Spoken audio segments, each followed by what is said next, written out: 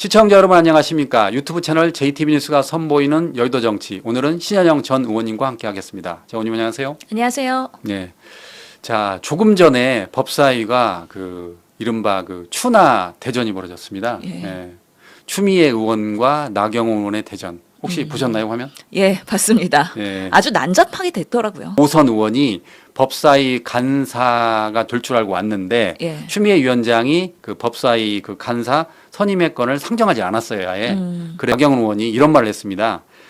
초선은 가만히 앉아 있어. 아무것도 모르면서 이런 이야기를 했어요. 그 예. 영상 보셨죠? 초선은 가만히 있어 하면서 두 번 반복했어요. 초선은 가만히 있어. 예. 아무것도 모르면서 하고 예. 엄청 예. 세게 얘기하셨죠. 그렇죠. 그때 손 어디 있으면 보셨어요? 손 주머니 있었지. 초선은 가만히 있어. 이렇게 하는데 초선 가만히 있어야 되나요? 가만히 앉아 있어야 되나요? 초선은 아무것도 모르나요?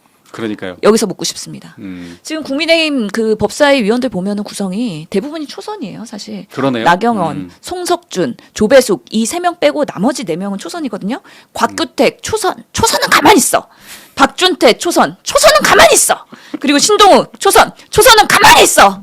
주진우 초선은 가만히 있어. 앞으로 국민의힘에서 법사위에서 발언할 때 나경원 의원은 국민의힘 초선들한테 제지를 많이 해주시기를 기대하는 바람입니다.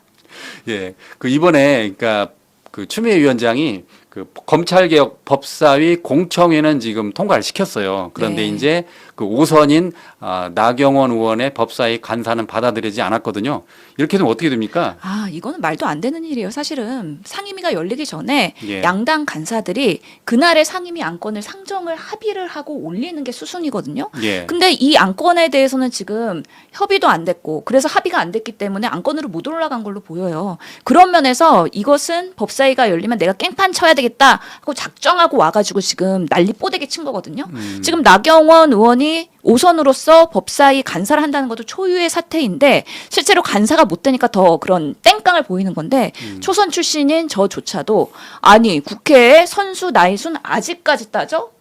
오히려 실력과 전문성으로 국회에 그런 입법을 해야 되는 한 명의 독립기관인 한 사람 한 사람에 대한 존중이 없이 어떻게 오선인 꼰대 나경원 의원이 대놓고선 초선을 무시하는 발언을 했는지 저는 이거 국회 윤리 회복감이라고 봅니다. 모든 초선들 300명 국회의원 중에 초선들 다 같이 봉기해야 된다고 생각을 합니다. 전에 우리 위원님께서 김행 장관한테도 한마디 하셨죠? 기억나세요? 아니 어떻게 그걸 기억하세요? 보니까 나와 있더라고요. 예. 그때는 나이를 강조했잖아요, 김행 예, 장관이. 예. 그래서 여기서 이러시면 안 됩니다, 김행 장관님. 나이 강조하시면서 얘기하시면 꼰대 소리 당합니다. 예. 그러니까 그렇게 따지면 우리 나경원 의원도 선수 따진 일종의 꼰대네요. 아, 그렇죠. 그래서 저는 국민의힘이 아직도 그렇게 선수 나이순 따지면서 이 하이라키라고 하죠. 수직 상하관계의 그런 서열이 엄격하게 유지되는 보수의 민낯이라고 보이는 거예요.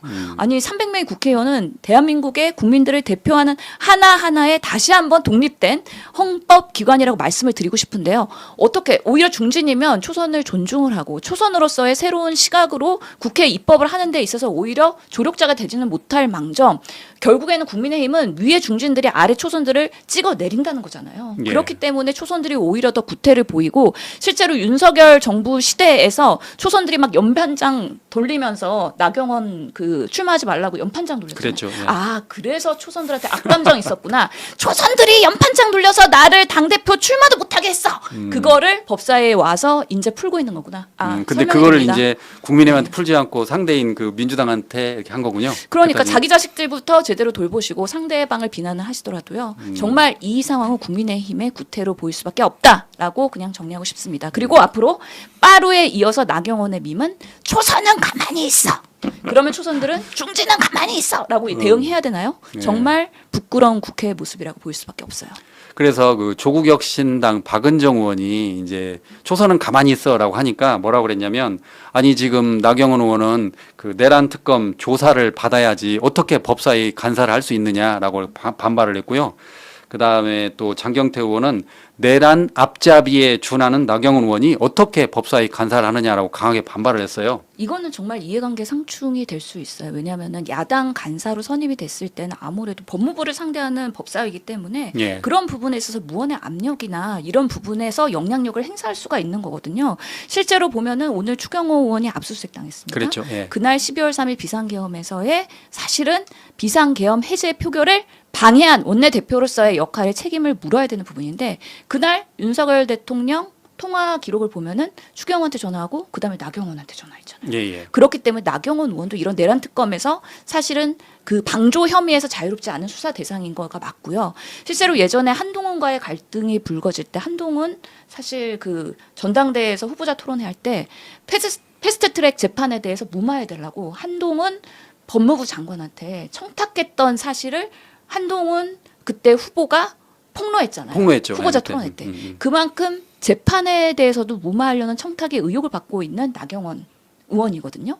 그렇기 때문에 이놈의 판사 출신 법조인의 5선의 나경원 의원이 결국엔 대한민국의 법적인 체계를 존중하고 오히려 그런 헌법적인 수호를 하는 게 아니라 오히려 그 부분에 있어서의 무마를 하는 오히려 헌법 파괴 행위와 정말 그런 가담자 행위를 하고 있다. 이런 부분에 있어서 민주당은 나경원 의원이 법사위 간사로서의 적절한지에 대한 의문을 갖고 있는 것이고 그렇기 때문에 안건 상정에 있어서도 한번 고심하고 있는 것이 오늘의 그런 사태로 나타난 거 아닌가라는 생각해봅니다.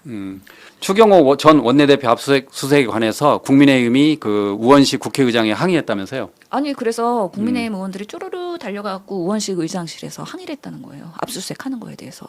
아니 근데 지금 그 비상계엄 해제에 방해를 했던 추경호 전 원내대표를 지금 보호하는 게 국민의힘으로서는 국민적인 도리인가요? 아니면은 제대로 된 수사 그리고 잘못한 거에 대한 사과와 반성 이것이 국민의힘이 나아가야 될 길인가요? 여전히 윤 어게인 그리고 김건희와 윤석열을 다시 부르고 있는 그런 국민의힘의 정말 모순적인 상황을 오늘 다시 한번 적나라하게 보여주고 있는 것이다. 결국에는 내로남불 국민의힘 하고 있는 거 아닙니까? 비상계엄에 대한 그리고 탄핵에 대한 뭔가 책임성에 대한 부분 제대로 사죄하고 국민들한테 진솔하게 고백했나요? 그런 것 없이 쉴드만 치우고 있는 거잖아요. 정말 국민의힘은 내년 지방선거, 보궐선거에서 다시 한번 심판받게 될 것이다 라고 예측합니다. 예. 추경호 전 원내대표는 계엄 당일 의총 장소를 잇따라 변경을 했고 그리고 국민의힘 의원 90명 그러니까 90명이 해제 결의안 표결에 불참하도록 했다라는 그 의혹을 받고 있는데 현재 그 추경호 의원은 그 대통령실의 지시와 표결 방해가 없었다라고 지금 부인하고 있습니다. 그 부분에 있어서는 믿을 수가 없죠. 사실 우원식 의장이 인터뷰한 내용을 보면요. 그 당시에 이제 의원들을 본회의장으로 모여야 되기 때문에 추경호 원내대표한테 전화를 한 거예요. 통화를 했어요. 예. 그래서 빨리 모여라. 1시간 내로 모이게 해달라고 협조를 했거든요. 그리고 나서 다시 추경호 의원이랑 통화를 합니다. 지금 국회에서 군인들이 창을 깨고 들어오기 때문에 시간이 너무 촉박하다. 30분 내로 모여야 되겠다라고 할 때 추경호 원내대표는 그 108명의 의원들한테 문자를 보내면서요. 자, 국회로 모이세요. 당사로 모이세요. 다시 국회로 모이세요. 당사로 모이세요. 이러면서 혼란을 준 거예요. 예. 근데 우원식 의장이 얘기하는데 추경호 의원이랑 소통하고 있던 전화하던 당시에 추경호 의원은 결국에는 국회에 있었다는 거예요. 국회에 있으면서 국회의원, 국민의힘 국회의원들한테 여기저기로 계속해서 혼란을 주면서 표결을 방해한 부분들이 있고 본인이 있으면서도 실제로 사실 본회의장에 가서 표결을 안 했잖아요. 예. 그런 부분에 있어서 추경호 의원이 왜 그 당시 그렇게 했는지에 대해서 명확하게 설명한 적이 한 번도 없어요. 그냥 나는 방해하지 않았다. 부인만 하고 있거든요. 그 날에 대제로 된 정황이나 소명을 분명히 수사기관에서 밝혀야 되기 때문에 오늘의 압수수색은 많은 사람들이 아니요. 아직까지 압수수색 안 했어? 그랬다면서요? 예. 이제서야 이제야? 예. 라고 하는데 이제는 제대로 규명이 될 필요가 있다는 생각이 들고 압수수색도 그런 수사 조사의 하나의 일환이기 때문에 이미 다 뭐 의원실이나 아니면 자택이나 다 핸드폰이나 다 정리하지 않았을까요? 그러겠죠. 예, 크게 뭐 드러날 건 없을 것 같긴 한데 실제로 국민의힘의 그 텔레방 있잖아요. 의원들 텔레방. 그날의 상황만 이상하게 날라갔다는 거잖아요. 예. 예, 그것도 의도가 있는 것 같다. 증거 인멸의 정황. 그리고 이 부분에 있어서 제대로 인정하지 않는다 그러면 저는 나중에 수사기관 결과에 따라서 뭐 구속영장 청구나 기소나 가능성이 매우 높아지고 있다라고 생각을 합니다. 예. 자, 이번에는 그 내란 특별 재판부 설치 내용을 살펴보겠습니다. 그 한덕수 전 총리의 영장이 기각됐어요. 예, 여기서 촉발이 된 건데 이제 민주당에서 그러면 내란 특별 재판부를 설치해서 이 한덕수 전 총리의 영장 기각 같은 사례를 지금 막겠다 뭐 그런 취지로 보이는데 여결위에서 이게 지금 언급이 됐습니다. 그랬더니 그 천대엽 법원 행정처장이 강하게 반발을 했습니다. 사법부는 지금 사법부의 독립이 침해될 가능성이 있다, 뭐 유언 가능성이 있다 이렇게 반대하고 있는데 어떻게 보십니까? 지금 국민들께서는 우리의 사법부가 정말 독립적으로 공정하게 그리고 정치의 중립의 의무를 유지하고 있는가에 대한 질문을 하고 계시는 거거든요. 예. 그동안의 신뢰가 많이 깨졌죠. 예를 들어 주기현 판사였습니까? 아직까지 윤석열 재판 하고 있는 거잖아요. 예. 그런데 정말 구속영장 취소될 때 모든 국민들이 뜨악했죠. 아니 어떻게 맨날 일로 계산하다가 시간으로 계산해갖고 윤석열만 특혜를 줄 수 있느냐. 그런데 검찰은 항소도 하지 않느냐. 이런 부분에 있어서 그냥 유야무야 지나가 버렸어요. 그렇죠. 그렇기 때문에 주기현 판사가 그러면 여러 가지 문제에 있어서의 정치적 판단한 거 아니냐. 이 부분에 대해서 사법부는 내부에서 뭐 자정 노력한 적 있나요? 전혀 없습니다. 그런 부분에 있어서 국민들이 불신을 얘기하고 있는 거고요. 또 조희대 대법원장 어땠습니까? 당시에 이재명 대통령 그 당시엔 후보죠. 조기 대선 이전에 빨리 선거해야 된다고 졸속으로 막 이심으로 넘겨버리고 막 이런 부분에 있어서 아니 사법부가 정치적 의도를 갖고 이렇게 개입을 해도 되는 거야? 대선에 개입해도 되는 거야? 라고 국민들이 물었을 때 아무런 대응도 못하고 솔직히 불신만 남긴 그런 사태들이 있기 때문에 이번에 한덕수 총리의 구속영장 기각 결국에는 증거인멸했잖아요. 본인이 뭐 비상계엄 문건 받았다고 부인했는데 알고 봤더니 CCTV에서는 열심히 본인이 이상민 장관이랑 비상계엄 문건 조회하고 있지 않았어요? 그리고 비상계엄 끝나고 나서 사후 문건에 부서했다가 그거 삭제해버리고 이런 것들이 명확하게 증거 인멸에 해당되는 부분이기 때문에 내란 방조 혐의로 지금 수사를 받고 있는 상황입니다. 그런데 구속영장이 취소됐다? 뭐 기각됐다. 그리고 예. 기각됐다. 그리고 뭔가 방어권에 있어서는 조금 더 쟁점에 논란의 여지가 있다. 이런 방식으로의 사법부가 판단을 한다 그러면 과연 국민들이 내란 지금 계속해서 이 부분의 척결이 올해 수건 과제인데 제대로 이런 부분들이 정제가 될 것이냐에 대한 질문을 하고 계시는 것이고요. 그뿐만 아니라 박성재 법무부 장관 압수수색 영장 나왔을 때요. 주거지 압수수색 영장 기각됐어요. 네, 그런 부분에 있어서 사법부가 왜 그러면 그날의 국무위원 정말 안가 회동 이런 부분에 있어서 박성재 장관의 비상계엄의 책임에 대해서도 조사하는 데 있어서 여러 가지의 어려움들이 분명히 있는 거거든요. 그래서 앞으로도 지금 이상민, 김용현 그리고 한덕수 그다음 최상목, 박성재 이렇게 국무위원들의 그날의 행보에 대해서 수사가 되어야 되는데 사법부가 오히려 이걸 막고 오히려 방어하고 있는 거 아니냐 이런 부분에 있어서의 사법부의 그러면 독립성이나 중립성을 어떻게 담보할 수 있을까에 대해서 법원 행정처가 고민을 하고 대안을 내놔야 될 거 아니에요. 예. 그런데 그런 거 없이 그냥 무조건 반대만 한다? 이거에 대해서는 저는 동의할 수가 없고 전현희 의원도 얘기했어요. 만약에 지기현 판사의 그런 부적절한 정치적 행위 이런 것들이 정제가 된다고 하면 그래서 적어도 우리 여러 특검이나 아니면은 이 내란 관련한 재판에서의 일부 문제되는 사람들이 배제가 될 수 있다 그러면은 다른 판단도 할 수가 있다라고 얘기한 만큼 적어도 국민의 신뢰를 받지 못하는 판사들에 대해서는 뭔가 이런 방패막이에 대한 시스템을 만들 필요는 꼭 있다. 그런 면에서의 지금의 내란 특별 그런 재판부가 추진이 될지 아니면 다른 방식으로 대안이 될지 모르겠지만 적어도 이런 방식으로의 신뢰는 어렵다라는 게 국민적인 염원이라고 저는 생각을 합니다. 그래서 이번 기회에 그 대법관도 증언을 해야 된다 그런 이야기가 계속 나오고 있잖아요. 예. 현실적으로 지금 그런데 대법원에서 강하게 지금 반발하고 있습니다. 대법원 조희대 대법원장을 비롯해서. 근데 어쨌든 대법에 그 판사가 쏠려가지고 1, 2심이 약화된다. 그다음에 법관 평가제는 재판 독립 침해다. 뭐 이런 식으로 지금 하고 있는데 이번 기회에 그래도 그냥 대법관도 증언을 하는 게 낫지 않을까요? 지금 사법개혁 특위가 돌아가고 있는데 우선은 언론개혁했고 검찰개혁 지금 해야 되고 그다음에 네. 사법개혁 특위가 이제 대법관 증언에 대해서 논의를 할 텐데요. 그런데 지난 우리가 탄핵 과정에서 봤던 대법관들의 그런 쏠림 현상, 의견의 편협함 이런 것들이 문제가 된 거예요. 대부분이 다 서울대, 법대, 그리고 중진, 50대 남성들 중심 아니었어요? 그래서 정말 그렇다면 우리나라의 사법 체계를 만드는 데 있어서 국민들의 다양성을 담보할 수 있는 대법관의 구성이 필요한데 여전히 여기도 기득권들이 기득권화되어 있는 부분을 어떻게 타파하고 더 많은 국민적 목소리를 담아서 올바른 재판과 판단을 할 수 있을 것이냐. 이런 부분에 있어서의 사법 개혁의 논의는 계속 돼야 될 것 같고요. 그리고 증언은 불가피한 거 아닌가. 예. 사법부가 그동안 보여주었던 국민들의 불신 이런 것들을 어떻게 해소할지에 대해서 반대를 위한 반대만 하지 말고 대안을 내놓아라라는 당부를 드리고 싶고요. 반대를 위한 반대를 하는 당 우리나라에 딱 있지 않습니까? 반대를 위한 반대를 하는 당 국민의힘 네. 아무것도 하지 않고 지금 그대로 유지하고 대신에 대안은 전혀 없다. 그렇기 때문에 국민들의 지지를 지금 못 받고 있는 거라고 생각하기 때문에 우리 정치가 여러 부분에 있어서 이미 기득권화된 요소에 있는 부분들을 계속 건드리고 계속 챌린지하고 그러면서 변화해가는 그런 노력을 해야 되지 않을까라는 생각을 합니다.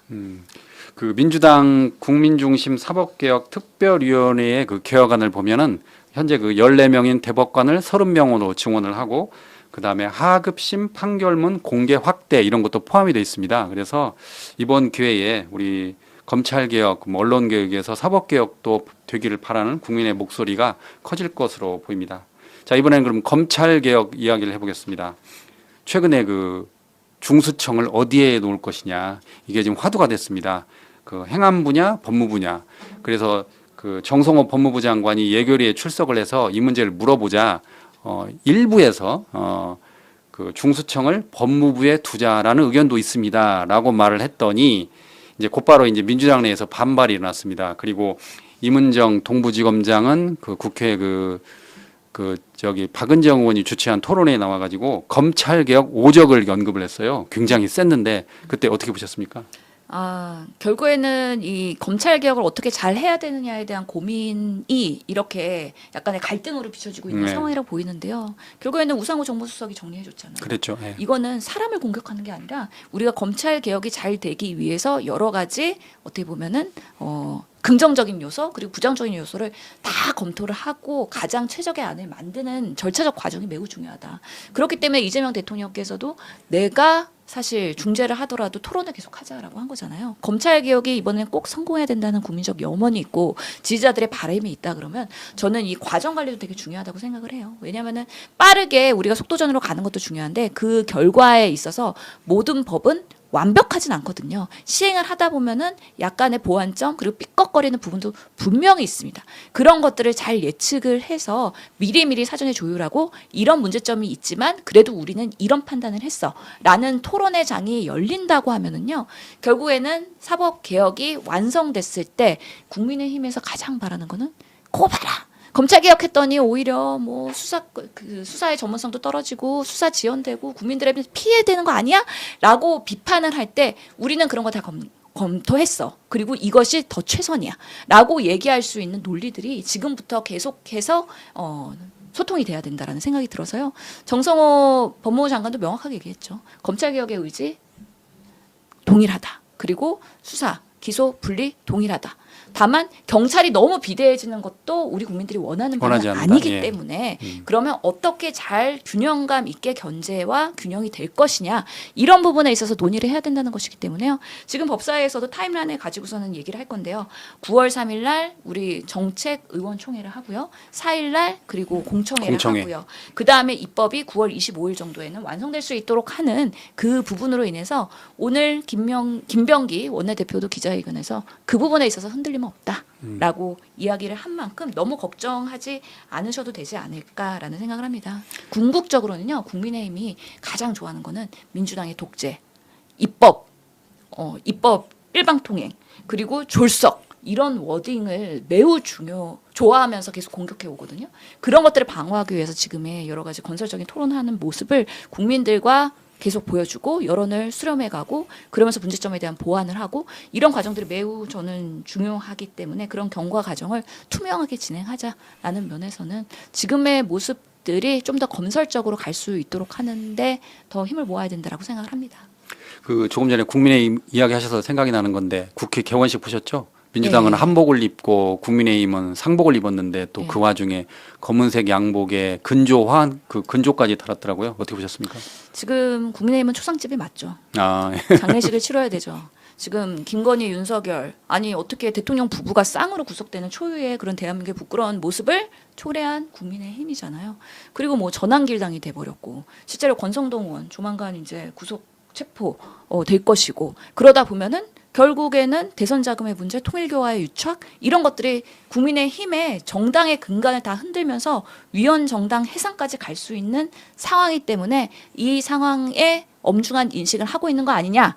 그렇다면 제대로 대응을 해야 될 텐데 여전히 윤 어게인을 외치는 김민수 최고위원이 있기 때문에 당분간은 쉽지 않을 것 같다라는 생각도 듭니다.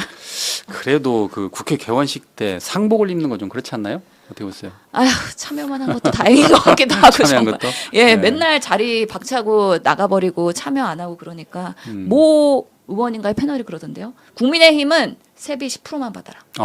국회에서 일을 너무 안 한다. 맨날 자리 박차고 나간다. 도대체 하는 게 뭐냐? 대안입법 낸 적이 있냐? 만약에 반대한다 그러면 대안을 내놓고서는 어떤 부분이 본인들이 더 나은 어필 할 것이냐 이런데 정책적 역량이 그동안 너무 떨어진 것 같아요. 윤석열 정권 때 여당이었는데 뭔가 대안을 만들지 못했잖아요. 그리고 이제 야당이 되니까 그냥 무조건 싸우자. 그러면서 뭐 이재명 끌어내리겠다. 이런 얘기만 하고 있잖아요. 그래갖고는 당이 정책 정당으로서의 능력을 개발할 수 없기 때문에 좋은 정치인들이 당으로 들어올 수가 없어요. 국민의힘으로 가려고 하던 정치인들도 지금 민주당 와서 다 지금 정치하게 생겼는데요. 김상욱 의원이 대표적인 사례라고 봅니다. 네. 그 지난번에도 그랬는데 국민의힘이 이제 불만을 토로하고 이제 전체회의를 나갔다가 예결위에 들어오지 않았었어요. 지난주에. 그랬더니 예결위원장 한병도 위원장이 유감이다라고 했거든요. 그래서 제가 그때 최강욱 전 의원하고 이렇게 방송을 하면서 물어봤더니 최강욱 전 의원의 말이 지금도 생각나는데 절대 걱정할 거 없다. 왜냐하면 국민의힘은 예결위는 반드시 돌아온다고 하더라고요. 그래서 왜 그렇습니까 그랬더니 돈에 민감한 정당이라 예결위는 절대 빠지지 않을 거다 그랬거든요. 그래서 실제로 그렇더라고요. 그러니까. 예결위에 참여 안 하면은 참여 안 한 사람이 손해죠. 그렇죠. 야당이기 때문에 국무위원들 다 지금 우리 이재명 정부의 우리 사람들이기 때문에 본인들이 질문 안 하면요 본인들이 뭔가 성과를 낼 수가 없어요. 그렇죠. 예. 그리고 이 와중에서도 결국에는 TK, PK 본인 그 영남당이라는 그 국회의원들 자기 지역 예산 챙겨야 될 거 아니에요. 안 네. 들어가면 나 성과 못 내는데 예산 못 갖고 가는데 결국에는 본인들 손해예요. 그렇기 때문에 예결위 소위 예결위 소소위 때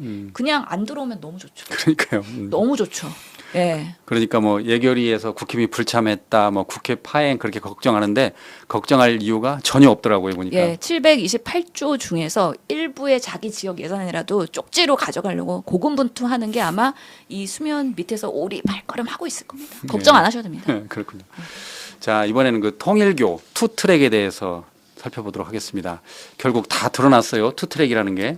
참 통일교 어떻게 투 트랙을 했냐면 윤석열 전 대통령과 김건희 씨 이 투 트랙을 활용한 거예요. 그래서 윤석열에게 접근할 때는 권성동을 활용을 해서 권성동이 이제 그 당선인 때부터 통일교와 윤석열을 이렇게 중개 역할을 해서 당시 그 윤영호 전 통일교 본부장이 윤석열 전 대통령 그 당선인을 만나서 국가 ODA 방식을 활용한 아프리카 지원 행사를 좀 늘려달라 했고, 그 다음에 한국과 그 캄보디아 사업 관련해서 예산 증액을 했는데 실제로 그 한국과 캄보디아 ODA 사업은 증액이 됐습니다. 그리고 당시에 보면 그 외교부가 아프리카 ODA를 2배 늘리겠다라고 발표한 적도 있고요. 자, 또 다른 트랙은 그 건진법사를 활용한 그 김건희 씨의 로비 의혹. 잘 아시는 것처럼 김건희 씨에게 다가가기 위해서 샤넬백과 다이아몬드 목걸이 등을 활용을 했고, 그리고 캄보디아 ODA 그 청탁을 했는데 이게 지금 보니까 특검 조사를 보니까 정말 그 통일교의 그 투트랙이 대단하다 이렇게 볼 수 있어요. 정말 아주 뭐라고 할까요? 철두철미하게 준비를 한 것 같아요. 예. 우리 헌법상에서 정교 분리의 원칙 있잖아요. 네. 정교 유착의 원칙을 제대로 보여준 사건이 아닌가 싶고요. 통일교가 로비 능력이 정말 뛰어난 것 같아요. 딱 보고서는 윤석열, 저기는 권성동 통해서 돈, 예. 김건희, 저기는 건진 통해서 보석. 이렇게 해서 딱 좋아할 만한 거로 제대로 이렇게 로비를 하지 않았나. 그리고 일부의 성과도 낸 것이다라는 생각이 드는 거죠. 윤심은 권. 그리고 권성동 큰 거 한 장 서포트 이런 정황들이 너무 그대로 다 드러나서 지금 권성동 의원이 나는 큰 절만 하고 돈을 받은 적은 없다. 그렇게 하고 말하고 있죠. 예, 공언하고 있잖아요. 이런 거 하나하나가 다 구속영장 청구에 근거로 쌓이고 있는 거다. 김건희 씨 어떻게 했어요? 다 부인했잖아요. 나 그렇게 힘 있는 사람 아니에요. 다 부인했잖아요. 곧바로 구속되잖아요. 권성동 의원도 모든 걸 부인할수록 정황과 증거가 차고 넘치기 때문에 결국에는 구속으로 갈 수밖에 없다라고 말씀드리겠습니다. 그 통일교의 그 한학자 총재는 지금 관련 혐의를 모두 부인하고 있다고 합니다. 그런데 그 특검 조사 결과 그 권성동 의원이 한학자 총재의 그 경찰의 원정 도박 수사 첩보까지 알려줬다는 거예요. 내용을 보니까 2022년 10월쯤에 그 권성동 의원이 윤 전 본부장에게 전화를 해서 한학자 총재가 그 카지노를 하느냐 그러면서 그 통일교 자금을 그 라스베이거스로 반출해 도박했다라는 혐의를 경찰에 지금 조사 중이라 통일교에 대한 압수수색이 있을 거다라고 알려주었고요. 2013년과 2014년 자금 출처가 문제가 된다라는 말 그대로 민감한 수사 첩보까지 다 알려줬다는 거예요. 근데 이런 혐의에 대해서 지금 한학자 총재는 혐의를 부인하고 있는데 그 일단 권성동 의원은 아주 어렵게 됐어요. 사면 초과입니다. 제가 보기에. 그렇죠. 지금 뭐 총재님 카지노 하냐 경찰 조사 중이다. 그런 말까지 다 알려준 거니까. 예. 그리고 압수수색 대비하라는 정보까지도 이미 알려준 거잖아요. 근데 한학자 총재가 변명하기로는 본인은 지시한 바 없다라고 했어요. 그러니까 이 사건을 부인한 게 아니라 지시한 적 없다라고 한 거기 때문에 약간의 피해 가려는 술수가 아닌가라는 생각이 들기는 하는데요. 예. 결국에는 그 윤 전 본부장과 권성동 의원은 너무 친했던 것 같아요. 보좌관에 차명폰이 있었잖아요. 결국에는 권성동 의원은 윤 전 본부장이랑 커넥션이 상당했던 것 같아요. 실제로 권성동 보좌관의 차명폰을 통해서 계속해서 소통을 했던 거 아니에요? 그래서 윤 전 본부장이 그 특검의 조사를 받고 나오니까 곧바로 보좌관이 윤 전 본부장 전화해가지고 잘못 걸었어요. 또 택배기사한테 전화했어요. 조사받고 나온 윤 전 본부장이시죠? 아닌데요. 예, 알겠습니다. 이런 것들이 다 노출됐어요. 그래서 와 이거 제대로 된 말 맞추기 시도를 했구나. 그렇기 때문에 통일교와 권성동 이미 부인하고 나섰는데 그들의 커넥션을 지금 말 맞추기로 다 증거 은폐 인멸한 것 같다는 생각이 들 수밖에 없고 그렇기 때문에 지금 도주의 우려는 없다고 하더라도 증거 인멸 그리고 사안의 중독성을 봤을 때는 구속영장 청구될 수밖에 없다. 그리고 국민의힘 입장에서는 이거는 개인의 비리로 그냥 톤다운 시켜갖고 정리하고 가려고 할 거예요. 분명히. 예. 그런데 이게 어떻게 개인의 비리입니까? 윤심은 권이고요. 그렇기 때문에 권이 큰 거 한 장 서포트 받았고요. 그리고 통일교에서 계속해서 지구당에 국민의힘의 권리당원을 보내기 위해서 그 당비까지도 지원을 했다라는 정황들이 나오고 있는 거잖아요. 그래서 통일교가 상당 부분이 지금 국민의힘에 영향력을 행사하고 있는 것이다. 그리고 그런 부분들이 결국에는 그 아프리카의 ODA 사업이 더블링되는 효과. 이런 부분으로 나타나고 건진법사 통해 가지고 여러 가지 청탁 구명 로비 이런 것들 됐기 때문에 지금의 드러난 사건들만 봐도 충분히 수사와 구속이 될 수밖에 없다라는 면에서 앞으로의 그런 특검의 역할을 조금 더 기대해 보겠습니다. 네. 자 이번에는 이준석 방통위원장 이야기를 해보도록 하겠습니다.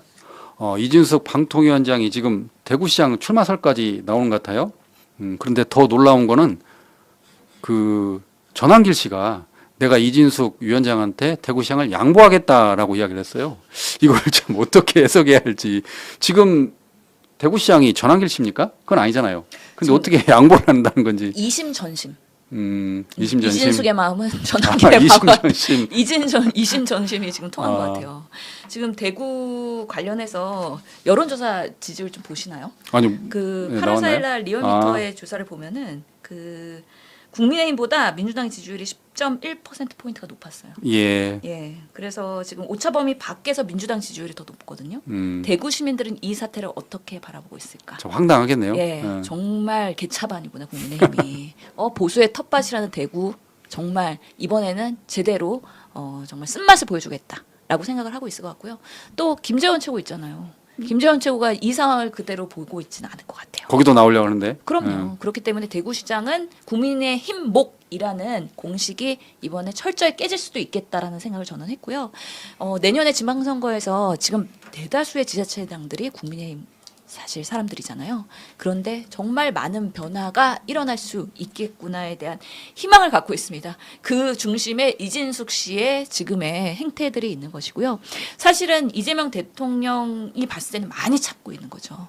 지금 국무회의는 참석하지 말라고 하긴 했지만 사실 송미령 농림부 장관 보세요. 전 정권 사람이지만 일을 이렇게 열심히 하면은 연임시키고 다시 재신임 하잖아요. 그만큼 제대로 일하는 사람에 대해서는 인정을 해주겠다는 게 이재명 정권의 지금 그 방향이거든요. 근데 이준석 방통위원장은 우상호원도 그랬지만 아니 뭐 방통위원장이 정치하려고 왔어? 그러려면은 사실은 나가야지, 정치하셔야지 이렇게 얘기하고 있는 거잖아요. 정말 방통위를 위해서 이준석 위원장이 뭘 했느냐, 오히려 방통위를 붕괴시키고 파괴시킨 거 아니냐라는 면에서 매우 심각한 문제의식을 가질 수밖에 없고요. 실제로 그 이준석 위원장이 여러 가지 설화들이 너무 많잖아요. MBC 본부장 재직 시기에도 MBC에 대해서 여러 가지 보도 논란이 있었고요. 그리고 대전 문화방송 사장 재직 시기에도 법인카드 부정 사용한 것들 있잖아요. 그리고 빵 많이 사줬잖아요. 예. 그러면 대전에서 출마해야지 왜 대구에서 출마하느냐 이런 목소리가 나오고 있고요. 실제로 방송통신위원회 위원장일 때도 여러 가지 뭐 5.18 민주화 운동의 일베 성향의 왜곡글에 좋아요 누르고 정말 정치적 행위를 많이 하면서 국민의 민심에 반대로 가는 일들을 너무 많이 한 거예요. 그렇기 때문에 국민 비호감을 찍혔어요. 그런데 어떻게 대구시장에 나올 수 있겠어요? 멀쩡한 국민의힘이랑 그러면 대구시장은 경선해야 될 거 아닙니까? 경선에 떨어뜨려야 돼요. 근데 지금 구구 성향의 그런 지지자들이 주류가 돼버렸어요. 그래서 김민수 최고 이런 분들이 막 2위로 지금 뭐 여론조사에서는 1등하고 막 그러잖아요. 그렇다면 보수의 여전사 이진숙이라고 하면서 또 이 사람을 경선에서 또 띄워줄 수가 있긴 한 거예요. 그래갖고 국민의힘이 지금 엄청난 딜레마에 빠졌다. 결국에는 민심을 따라가야 되는데 당심으로 되는 사람들이 경선에 다 올라오잖아요. 그러면 내년 지방선거에서는 쫄딱 망할 가능성이 있다. 그래서 이 상황을 정말 보수의 위기이자 정말 국민의힘의 멸망의 하나의 단적인 그 현상으로 저는 생각합니다. 그 전한길 씨가 유튜브에서 한 말인데 그 전한길을 품은 장동혁 후보가 그 당대표로 당선됐다. 그러니까 앞으로 전한길을 품은 자는 향후 국회의원이 되고 그리고 전한길을 품은 자는 다음에 대통령까지 될 수 있다. 이렇게 발언을 했어요. 혹시 보셨죠? 예. 이걸 지금 어떻게 해석을 해야 되는 저는 건지. 응원합니다. 의병, 전한길, 국민의힘의 김민수, 그리고 행정부 라인에는 이진숙 이 세 사람이 국민의힘을 위해서 계속해서 목소리를 크게 내주시기를 바라는 바입니다. 그러니까 일부에서는 지금 전한길 씨가 국힘의 비선 실세냐 뭐 이런 비아냥까지 나온다고 그래요. 비선 실세 맞아요. 맞아요? 왜냐하면 당대표랑 문자하는 사이잖아요. 문자하는 실세 사이? 중에 실세요. 그리고 장동혁 의원 당대표가 눈물도 핑 돌았다 그러잖아요. 그렇기 때문에 대단한 실세이다. 그리고 전한길이 얘기하면 지금 뭐 슈퍼챗 거의 1위라고 하던데요. 유튜브상에서는요. 그렇기 때문에 전한길의 파급력 이거는 국민의힘 국회의원 1명 보다 훨씬 더 크고요. 조선은 가만히 있어. 국민의힘이 그래서 제대로 역량을 발휘할 수 없는 거예요. 그런 꼰대 같은 정당이기 때문에 국힘의 의원들은 반성해야 됩니다. 예. 그 지난번 21대 국회에서 장동혁 의원하고 좀 개인적 친분이 있으신가요, 혹시 의원님? 장동혁 의원은 보궐선거로 들어왔어요. 그래서 보궐선거로? 사실은 지금 뭐 국회의원 3년밖에 안 했다 그러잖아요. 저 그렇죠. 4년 했거든요. 저보다 정치 후배십니다. 예, 축하드립니다. 당대표 선거. 그러니까 어떻게 그렇게 짧은 그 정치 이력의 당대표를 하고. 근데 장동혁 의원이 21대에서는 평가가 나쁘지 않았어요. 어. 실제로 민주당 올려 그랬다는 얘기 있잖아요. 예. 그래서 정치하고 싶어 충청권이니까. 했고, 민주당 올려 그랬는데 기회가 안 돼야 국민의힘으로 간 거예요. 그런데 사실은 뭐 부침도 있었죠. 그때 법사위원 하다가 사보임 스스로 했잖아요. 그때 예. 뭐 구설수에 말려갖고 뭐 수사받고 이러면서 내가 법사위에 있으면 이해관계 상충이 된다 그러면서 스스로 자진 탈퇴할 때만 해도 장동혁 의원 대단한데? 그때 훌륭한데? 그랬었죠. 예. 그랬었어요. 그런데 이분이 어떤 계기인지 모르겠는데 한동훈이 사무총장 시켜주고 여러 가지 실세 보직 라인으로 가다 보니까 더 큰 꿈을 이루기 위해서 구구랑 손잡고선 지금 국민의힘의 전당대회에서 이렇게 1등이 돼버렸는데 과연 국민의힘을 재건할지 아니면은 국민의힘을 파국으로 이끄는 장본이 될지는 앞으로 반년과 1년 사이에 판가름 납니다. 장동혁 대표는 지금 한동훈 전 그 대표가 완전히 갈라서 버린 거잖아요. 예. 그러긴 한데 또 며칠 전에 한동훈 또 전 대표가 또 뭐 축하한다 지지한다 뭐 SNS도 보낸 거잖아요. 그래서 네. 그 장동혁의 딜레마는 구구와 친한계가 지금 당내에 있는데 이 사람들을 어떻게 잘 코디네이션 하면서 본인의 지지율을 올라가게 할 것이냐. 국민의힘 지지율이 지금 고군분투하고 있잖아요. 예. 그런데 지금 보면 친한계는 다 죽었고 실제로는 지금 구구의 그런 목소리들이 너무 크게 나오고 있기 때문에 이거에 대한 밸런싱을 하기 위해서 본인이 조금 자중하고 있는 시기로 보이기는 해요. 그런데 뭐 최고위원이 최고위원 발언에서 뭐 그냥 구구 지지하고 윤석열 지금 면회 가겠다. 윤석열 그리고 구속 취소하고 다 풀어줘 이런 얘기 하고 있으니까 이거 조절 못하면 지금은 어렵다고 보는 거죠.